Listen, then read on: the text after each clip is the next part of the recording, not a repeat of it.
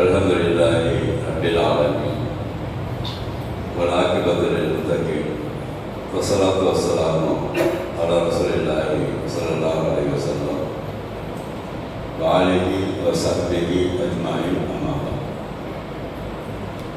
கண்ணியமிக்க எல்லாம் நல்ல அல்லாஹ் சுப்ஹானஹு வ தஆலாவே நல்லடியார்களே, சகோதரர்களே, அல்லாஹ்வுடைய கிருபையால் நம்முடைய அக்ஸா மஸ்ஜிதில் ஒவ்வொரு வாரம் செவ்வாய்க்கிழமை மகரிப் தொழுகைக்கு பிறகு ரசூலுல்லாஹி ஸல்லல்லாஹு அலைஹி வஸல்லம் அவர்களுடைய வழிமுறைகளை பார்த்து அந்த வழிமுறைகளை நாமும் நம்முடைய வாழ்நாளில் கடைபிடித்து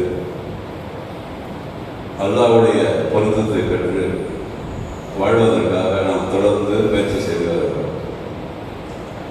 அந்த அடிப்படையில் தொழுகைக்கு பின்னால் ஓதக்கூடிய துவாக்களை ஒவ்வொரு நாளும் நாம் பார்த்து வருகிறோம்.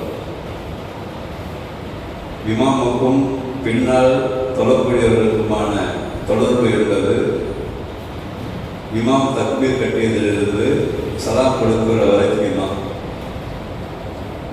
அதுக்கு பிறகு இமாம் அவர்கள் துவாவை அவங்க செஞ்சுக்குவாங்க. பின்னாடி தொழக்கூடியவர்கள் அவங்க தேவைகளை கேட்டுக்கொள்ள வேண்டும். இதுதான் ரசூலுல்லாஹி ஸல்லல்லாஹு அலைஹி வஸல்லம் அவர்கள் சொல்லிக் கொடுத்த வழிமுறை. இதற்கு மாற்றமாக செய்யும் போது பின்னால் தொழக்கூடியவர்களுக்கு ஒரு ஆசை ஏற்படும் எப்பொழுதுமே. உதாரணமாக நம்ம தொழுகையா சலாம் கொடுத்து திரும்பி உட்காந்துக்கிட்டு வெளிநாட்டுக்கு போனவங்க பிள்ளைலாம் இருக்கணும், யாரெல்லாம் படிச்சுட்டு சும்மா இருக்காங்கன்னா அவங்க வேலை கிடைக்கணும், யார் வீட்டில் தான் கல்யாணம் பண்ணணும், பிள்ளைங்க இருக்கோ அது கல்யாணம் ஆகணும் அப்படின்னு சொன்ன வச்சிங்களேன், உங்களுக்கு ஆசையாக இருக்கும். அதில் நீங்கள் ஆமீன் அப்படின்றீங்க. பார்க்கறதுக்கு தான் ஆசை மாதிரி தெரியாது. இந்த சேவை விஷயம் வந்து பார்க்கறதுக்கு கேட்கும்போது மைக்கேல் போட்டு சொல்கிறாரு நம்ம ஊரில் பார்க்கறதுக்கு இவ்வளோ சூப்பராக தோசை ஏதாவது நம்ம காட்டி அப்படின்னு நம்ம நினைப்போம். சில கட்டங்களில் நம்மளும் இப்படி தோசை இல்லாமன்னு தோணும்.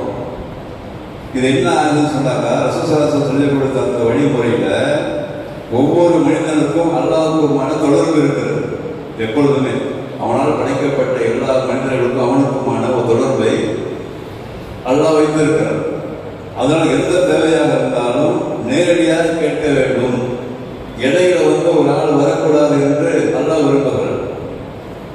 அப்படி யாராவது இடையில வந்தாங்கன்னா என்ன சொன்னாங்க, இடையில வரக்கூடிய அந்த ஆளை பெரிய ஆளாக கருதி சில கட்டங்களில் வந்து அவர்கிட்ட போய் கேட்டாதான் அவர் வாங்கி கொடுப்பாருன்ற கட்டத்துக்கு வந்துருச்சு சமுதாயம். இதைத்தான் அல்லாஹ் பெண்மையாக கண்டிக்கிறான். நான் உனக்கு தரேன்னு சொல்றேன், நீ நேரடியாக என்கிட்ட கேளுன்னு சொல்றேன், உனக்கு எனக்கு தொடர்பு இருக்குன்னு சொல்லிட்டு இருக்கிறேன். நீ வந்து அவரு கேட்டுதான் வாங்கி கொடுக்கணும்னு வச்சுக்கிட்டீங்கன்னா அப்ப என்ன அர்த்தம்? அப்ப ஓ பேச்சு அதை கேட்க மாட்டேன்னா ஆயிடுது. இது வந்து அது வந்து என்னன்னா ஃபவுண்டேஷன் வந்து டெமாலிஷ் பண்ணுது. மார்க்கத்துடைய அடிப்படையை வந்து டெமாலிஷ் பண்ணுது. அதை அவங்க தெரிஞ்சு செய்யறாங்களா தெரியாம செய்யறாங்களா தெரியல, அதை விட்டுருங்க. ஆனால் ரசூலுல்லாஹி ஸல்லல்லாஹு அலைஹி வஸல்லம் சொல்லிக் கொடுத்த வழிமுறை என்ன? நம்முடைய தேவைகளை நாம் அல்லாஹ்விடத்தில் எந்த தேவையாக இருந்தாலும் கேட்கணும். அது எது வேணாலும், எனக்கு ஒரு தேவை இருக்கும், உங்களுக்கு ஒரு தேவை இருக்கும். அதை வந்து நமக்கு தெரிஞ்ச பாஷையிலேயோ அல்லது அரபி தெரிந்தால் அரபியில கேட்டுக்கொள்ளலாம். இன்னொன்று முக்கியமான விஷயம் என்னன்னு சொன்னாக்கா, இந்த துவா செய்கிற முறைகளை அல்லாஹ் சொல்ற முதல்ல கற்றுக் கொடுக்குறான். முதல்ல மனிதர்களுக்கு அல்லாஹ் கற்றுக் கொடுத்து வச்சிருக்கான். குர்ஆன் ஏராளமான துவாக்கள் குர்ஆன் இருக்கு. அது மாதிரி ரசூலுல்லாஹி ஸல்லல்லாஹு அலைஹி வஸல்லம் கற்றுக் கொடுத்துருக்காங்க எந்த நேரத்தில் என்ன துவா செய்யணும்னு சொல்லி. அந்த துவாக்களை நம்ம வந்து தெரிஞ்ச அரபியில வந்து நம்ம மனப்பாடம் பண்ணி வச்சுக்கணும். இதில் தெரியலனாக்கா அந்த துவாக்குள்ள இருக்க தமிழையாவது தெரிஞ்சு வச்சுக்கொள்ளணும். தெரிஞ்சு வச்சுக்கிட்டு அந்த துவாவை கேட்டோம்னு சொன்னால் அல்லாஹ்வுக்கு ரொம்ப பிடித்தமான துவாவாக இருக்கிறது. ஏன்னாக்கா முதலாக ஆதம் அலைஹிஸ்ஸலாம் அவர்கள் செஞ்ச துவாவே அல்லாஹ் சொல்லிக் கொடுத்த துவா தான்.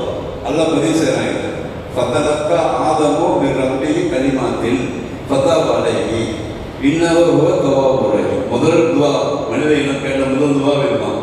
அந்த துவா கூட சொந்தமாக கேட்கல, அல்லாஹ் சில வார்த்தைகளை கற்றுக் கொடுத்தான்.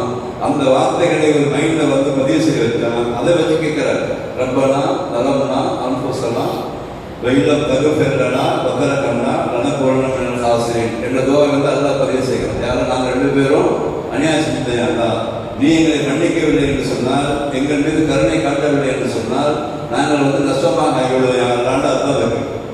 இந்த துவா அரபியில தெரியணும், அப்படி அரபியில் நல்லது. அரபியில் படித்து மனப்பாடம் என்ற அளவுக்கு நம்மகிட்ட கெப்பாசிட்டி இருக்குமானால் அது நல்லதான். அது அதோடு கூட அது என்ன சொல்றதுங்கிற கருத்து தெரிஞ்சுக்கிட்டோம்னாக்கா, நம்ம சாதாரண கேட்கறாங்கல்ல, நம்ம அநியாயம் செஞ்சிருப்போம், செஞ்சுக்க மாட்டோம். எவ்வளோ அநியாயம் செஞ்சிருப்போம், எவ்வளோ பாவங்கள் செஞ்சிருப்போம். அதெல்லாம் யாரும் அநியாயம் செஞ்சுட்டேன், என் பாவத்தை மன்னிச்சிருக்காருடா, நீ என்னை மன்னிக்கலன்னாக்கா நாங்கள் நஷ்டமாயிடுவோம். இப்படி கேட்டா உலகம் கேட்கவே கூடாது. அதுக்கு ஒரு ஆள் தேவை கிடையாது, இன்னொரு ஆள் தேவை கேட்டு தான் வாங்கணும்னு அவசியம் கிடையாது. இப்படி அல்லாஹ் சொல்ற நிறைய துவாக்களே குர்ஆன்ல இருக்குது. குறிப்பாக நம்ம தொழுகிற வேலையா ஃபாத்திஹா சூராவில் முதல்ல அல்லாஹ்வை பற்றி முழுமையாக புகழ்ந்து விட்டு அல்லாஹ்வுடைய பண்புகளை சொல்லிவிட்டு நம்ம துவா தான் செய்யறாங்க. அந்த நீங்க நல்ல ஆய்வு படிச்சு பார்த்தீங்கன்னாக்கா அந்த பாக்கி உள்ள லைன் மொத்தமே துவாவா தான் இருக்கு. உதாரணம், இய்யாக நஅபுது வ இய்யாக நஸ்தஈன் இஹ்தின ஸிராத்தல் முஸ்தகீம் ஸிராத்தல் லதீன அன்அம்த அலைஹிம் கைரில் மக்தூப் அலைஹிம் வலத்-ضالين இருக்கிற மொத்தமே துவா தான். அதை என்ன சொல்லப்படுறாங்க? தமிழ் அர்த்தம், யாரெல்லாம் உன்னதான் நான் வணங்குறேன், உன்னிடமே உதவி பெறுகிறேன், எங்களுக்கு நேரான வழி எங்கக்கூடிய தான். அந்த நேரான வழி எப்படி இருக்கணும்? இந்த உலகத்தில் யார் மீது கோபப்பட்டாயோ அந்த வழியா இருக்கக்கூடாது, யார் மீது அருள் புரிந்தாயோ அந்த வழியா இருக்கணும். எவ்வளவு சூப்பரா இருப்பாரு. இது ஒட்டுமொத்தம் அடைகிறது இல்லை. நம்ம பார்த்தா சின்ன வார்த்தை தான் தெரியுது. ஆனா அல்லாஹ் சொல்லி கொடுத்த அந்த வார்த்தைக்குள்ள பார்த்தீங்கன்னாக்கா நம்ம வாழ்க்கைக்கு தேவையான அனைப்பே வந்துடும். டெய்லி நம்ம சூரத்துல் ஃபாத்திஹா ஓதாம தொழுகைன்னு சொல்லி அறிவிப்பு இருக்குது. அந்த அறிவிப்புல போய் யாருக்கு முடியுமோன்னு சில அறிவிப்புகள் இருக்குது. சில நேரங்களில் ஃபாத்திஹா சூரா கூட ஓத தெரியாது இருப்பாங்க இல்லையா, அதனால சில அறிவிப்புகள் ஓதிதான் ஆகணுங்கிற அறிவிப்பு இருக்குது. அதை சொல்லக்கூடிய தேசத்தை அதனால இயலாதவர்கள் யாருக்கு இந்த சூரா ஃபாத்திஹா கூட தெரியவில்லையோ அவங்க கூட இது மாதிரி அவங்க ஓட லாங்குவேஜ் சுவாரா வல்ல சொல்லலாம் அப்படி இருக்குது. ஏன்னா எளிமையான அந்த வாய்ப்பு இருக்கிறோம். அதுக்கப்புறம் அவங்க லாங்குவேஜிலேயே யாரும் நேரடிக்கூடிய என்ன வழிகட்டுறாத, நீ யாருக்கு இது கோவப்பட்டாயோ அந்த வழியை தந்துடாத, இது ஈஸியாக தானே இருக்குது. இதே சொல்லலாம் நாங்கள் சொல்ல துணை இல்லை. ஒருவேளை தனியாக தொழும்போது இமாம் தொழும்போது பிரச்சனை இல்லை. சுண்ணத்து நகல் தொழும்போது சில பேருக்கு ஃபாத்திஹா சூரா வரலனா கூட இந்த துவாவை ஞாபகம் தான் போதுங்கிறாங்க. சொல்றேன் எப்படி சொல்றாங்கன்னா, சுபாரல்லாஹி வல்லல்லாஹி வலாயிலாஹ வல்லா சொல்லுங்க, ருக்குக்கு போங்கன்றாங்க. அறிவு சரியான அறிவுல வருது.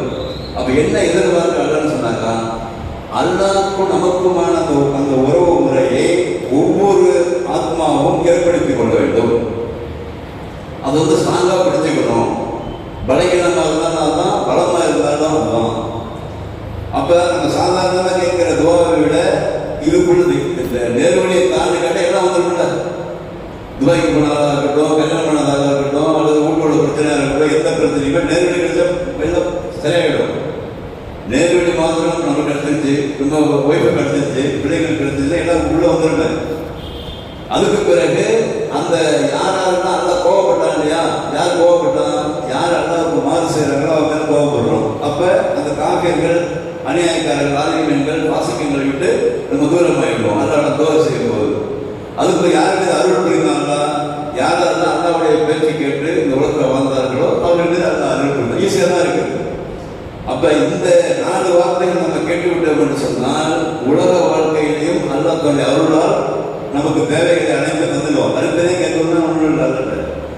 ஆனா என்னன்னா, கவர்ச்சிகரமாக மக்கள் மனம் விரும்புகிற மாதிரி வாசகங்களை போட்டு கேட்கும் போது அது ஒரு பாதிப்பாக ஏற்படுத்துது முன்னாள் உள்ளவங்களுக்கு.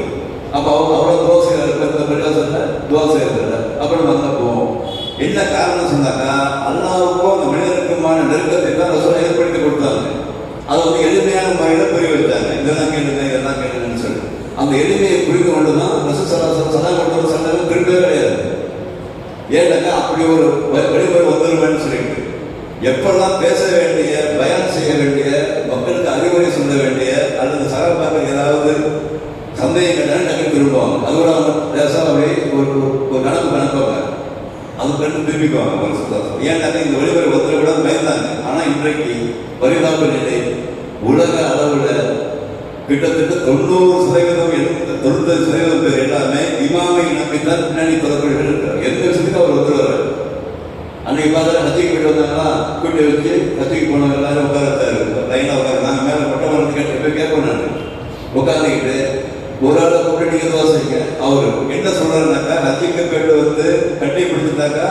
அந்த ஜாதி எங்க வச்சுக்கிறாரு. எப்படி பாருங்க சமூகம் எங்க போது பாருங்க. ஆஜி வராங்க, ஆஜி வந்து அந்த பெண் முசா பண்ணு வச்சுக்கலாம், ஜாதி வந்து நம்மளுக்கு எழுதும். எந்த ஜாதி அல்ல அங்க பாவத்தை மன்னிச்சிடா இல்லையா, அப்ப நம்மளும் கட்டி பிடிச்சிட்டோம்னா பாவம் மன்னிச்சிடும். இப்படி ஒரு நம்பிக்கை இருக்கு. இதுதான் தலைவட்டமா சொல்லாங்க. இதைத்தான் இதை சொல்றதுக்கு சொல்ல வந்தாங்க. அவரவர்கள் செய்கின்ற பாவங்கள் அவரவர்கள் சம்பந்தப்பட்டது, அவரவர்கள் செய்கிற காரியங்கள் அவரவர்கள் சம்பந்தப்பட்டது. அவர்களை அல்லா மன்னித்து விட்டான்னு சொன்னால் நீயும் அல்லாட்ட மன்னிப்பதற்காக நீ முயற்சி செய்யணும். ஒவ்வொரு நபரும் நீ முயற்சி செய்யணும். அங்கே ஜாதி நம்பிக்கை உட்காந்து என்ன ஆகும்? அப்ப இந்த ஊருக்கு 10 பேர் கேட்டு எல்லாரும் கட்டி பிடிச்சாக்க பாவம் நினைச்சிடும். அப்ப கட்சிக்கு போத்தவர் அப்படியா? அதெல்லாம் ஒரு பயணம் பண்றாரு. எப்படி நீங்க வந்து ரொம்ப கஷ்டப்பட்டு செஞ்சிருப்பீங்க, அதனால அங்கே மதனாவுக்கு போயிருப்பீங்க, ரசூலுல்லாஹ்க்கு போய் சலாம் சொல்லியிருப்பீங்க. ஏன்னா ரசூலுல்லாஹ்க்கு சலாம் சொல்றதுக்கு இங்கே சொல்லலாம், நல்லா எத்தி வச்சிருவோம். அப்படிலாம் இருக்குது ஹதீஸ் இருக்கு. அப்ப எந்த உண்மையான விஷயத்தையுமே மக்கள் மத்தியில் பரப்பாம காலம் காலமாக அந்த விஷயம் செய்யும் போது அதாக காண்பிக்கப்பட்ட காரணத்தினால அந்த ஹஜ்ஜுக்கு போறவங்களுக்கு இந்த விஷயம் தெரிய மாட்டேங்குது. முசாஃபிர் தப்பு கிடையாது, அது ஒரு விஷயம். இந்த நம்பிக்கையில செய்யறது அதெல்லாம் பரப்புறாரு. அப்ப அதுக்கு ஒரு போகும்போது ஒரு ஃபங்க்ஷன், வரும்போது ஒரு ஃபங்க்ஷன், எல்லாத்தையும் எடுத்து காட்டுறது. அப்ப என்ன இக்லாஸ் எங்கேருந்து வருவீங்க? எனக்கு புரிய மாட்டேங்குது. இந்த இக்லாஸ் என்பது அல்லாஹ்வுக்கு நமக்குமான அந்த இபாதத் என்பது எங்கேருந்து வருவது? எடுபடல இல்லையா? பப்ளிக் கொண்டு வந்து சொல்றதுன்னு அவசியம் இருக்குது. யார் செஞ்சா இதெல்லாம் சொல்ல காட்டி கொடுத்துருவோம் இல்லையா? யாரும் செய்யல இல்லையா? இதெல்லாம் எவ்வளவு பேர் வச்சு செஞ்சிருக்காங்க, காலங்காலமா வச்சு செஞ்சிருக்காங்க. இந்த வழிபாடு கிடையவே கிடையாது. பகிரங்கமா அறிவிக்கிறாங்க. இன்னொரு ரூட்லேருந்து இன்னொரு பேர் பேர், இன்னொரு ரூட்லேருந்து இன்னொரு பேர் பேர், அவங்க மனைவி வந்திருக்காங்க. என்ன அந்த டேரக்டாக பள்ளிவாசல் முதல் வரதான் கேள்விப்பாரு. அப்படியே அப்படியா பள்ளிவாசல் வர பாரு. ஹாஜிக்கு போயிட்டு பள்ளிவாசல் முதல்ல உட்காந்துக்கிறாங்க எல்லாரும். ஒரு அறிவிப்பு செய்யறாரு. நான் அன்னைக்கு வந்து ஜமாத்தர்களுக்கு அறிவிப்பு பக்கம் நான் வஃபாத் அறிவிப்புன்னு நினைச்சேன். உண்மையிலே அவருக்கு ஜமாத்தாருக்கு அறிவிப்பு அறிவிக்கிறாரு. நான் வஃபாத் அறிவிப்பு கால கேட்பேன். டக்குனு பார்த்தா ஹாஜியெல்லாம் வந்திருக்காங்க, எல்லாம் தந்துவாங்க அப்படின்னு. என்ன இது பழக்கம் புரிய மாட்டேங்குது. எங்க யார் சொல்லிக் கொடுத்த அந்த பழக்கம், எங்க இருந்து வந்தது, எப்படி மக்கள் மத்தியில் பரவி இருக்குது, அந்த பரவல் விஷயத்தை எல்லாம் நம்புறாங்க. நம்பும் போது எவ்வளவு பெரிய பாதிப்பு இந்த சமுதாயத்துக்கு ஏற்படும். அப்ப இதெல்லாம் ரசூலுல்லாஹ் காட்டி கொடுத்தாங்கன்னு யாரும் கேட்கறதில்லை. அவர் அல்லாஹ் பயன்படுத்துகிறாரா? பயன் நமக்கு ஒரு கவர்ச்சி ஏற்படுது. அது சில விஷயங்கள் வந்து நல்லா கேட்கும் போது ரெண்டு வண்டி மிக்ஸ் பண்ணி விட்டுறது. பாதி உண்மை பாதி பொய் என்ன ஆயிடும்? அதான் தர்பீசுல் ஹக்கபில் பாத்தில்னா உண்மை பொய் ஒருபோதும் கலக்காதீர்கள். யாருக்கும் தெரியக்கூடாது.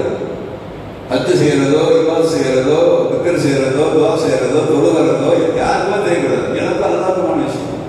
அதையே நீ அவங்க போறவங்களை கூட அந்த அந்த நல்ல காப்பாற்றணும். அந்த அமல் கபலாக்க வாங்கிடுவாங்க. நீங்க சேர்ந்த ஃபங்க்ஷன் பண்ணணுமா மாலை மாதிரி அந்த போஸ்டர் பண்ணிக்கிறாங்க. இன்னொரு அது கிடையாது போடுறது.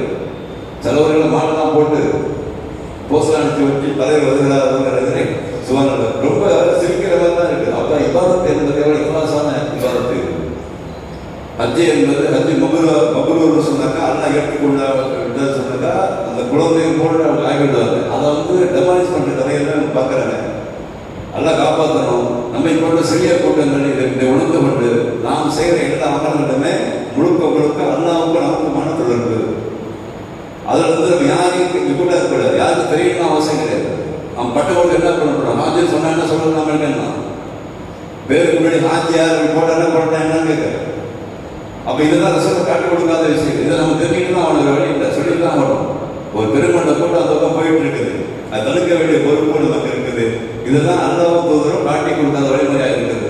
ஒருவேளை அல்லாஹ் தூதர் காட்டி கொடுத்திருந்தா நம்ம குரான்ல இருக்கும், அது ஹதீஸ்ல இருக்கும். அது இல்லையே எங்கேயுமே.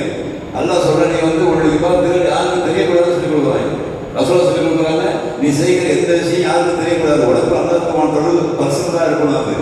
அது ஏன் இது வெளிப்படுத்துன்னு கேட்கிறாங்க. அப்ப எல்லா அமல்களுமே அல்லாஹ்வுக்கு நமக்குமான தொடர்பு.